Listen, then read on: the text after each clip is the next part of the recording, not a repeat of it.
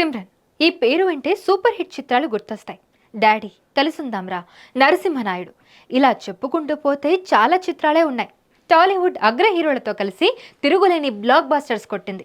అయితే Simran screen entry ఇచ్చింది మాత్రం బాలీవుడ్లో. సనం హజ్రే చిత్రంతో 1995లో వెండితెరపైకి వచ్చింది సిమ్రన్. ఆ తర్వాత కూడా బాలీవుడ్లోనే కెరీర్ కొనసాగించింది. గోవిందా, సల్మాన్ ఖాన్, మిథున్ చక్రవర్తి, అజయ్ దేవగన్ లాంటి స్టార్స్తో స్క్రీన్ షేర్ చేసుకుంది. 1997లో అబ్బాయి గారి పెళ్లి సినిమాతో తెలుగులోకి ఎంట్రీ ఇచ్చింది సిమ్రన్. సమరసింహారెడ్డితో బ్రేక్ తీసుకుంది. ఆ తర్వాత తెలుగులో స్టార్ హీరోయిన్గా మారిపోయింది. ఈ ఇయర్ రిలీజ్ అయిన గుడ్ బ్యాడ్ అగ్లీలో గెస్ట్ రోల్లో కనిపించింది సిమ్రన్.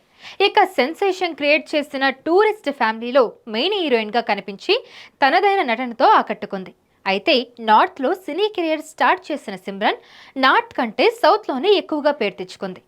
ఇండస్ట్రీ ఎంట్రీ ఇచ్చి దాదాపు 3 దశాబ్దాల కాలం దాటిపోయింది. ఈ 30 ఏళ్ల కెరియర్లో సిమ్రన్ ఎప్పుడూ కూడా వివాదాస్పద వ్యాఖ్యలు చేయలేదు. అయితే రీసెంట్గా సిమ్రన్ ఇచ్చిన ఒక ఇంటర్వ్యూలో మాత్రం సంచలన వ్యాఖ్యలు చేసింది. తాను ఎంట్రీ ఇచ్చిన బాలీవుడ్ వాళ్ళకే ఝలక్ ఇచ్చింది సిమ్రన్. బాలీవుడ్ టెక్నీషియన్లకు తన పనితనం ఏంటో తెలియదని చెప్పేసింది. అసలు ఇంతకీ బాలీవుడ్పై సిమ్రన్ ఎందుకు ఇలాంటి వ్యాఖ్యలు చేసిందో ఇప్పుడు చూద్దాం. మ్యాటర్ ఏంటంటే, ఇప్పటికీ సిమ్రన్కు బాలీవుడ్ ఆఫర్లు వస్తూనే ఉన్నాయట. అయితే కొంతమంది దర్శకులు సిమ్రన్ని టెస్ట్ వీడియోలు పంపమని అడుగుతూ ఉన్నారట. అంత సీనియర్ నటిని టెస్ట్ కట్లు చేయమని అడిగితే కోపం రాదా మరి?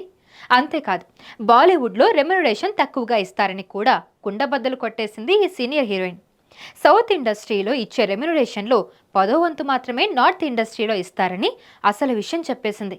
తన గురించి పూర్తిగా తెలిసిన వాళ్లతోనే నటిస్తానని చెప్పుకొచ్చింది సిమ్రన్. ఇన్ని సంవత్సరాలుగా ఇండస్ట్రీలో కొనసాగుతున్నా కూడా బాలీవుడ్ వాళ్లకు తన పనితనం ఏంటో తెలియదని సిమ్రన్ అభిప్రాయపడింది.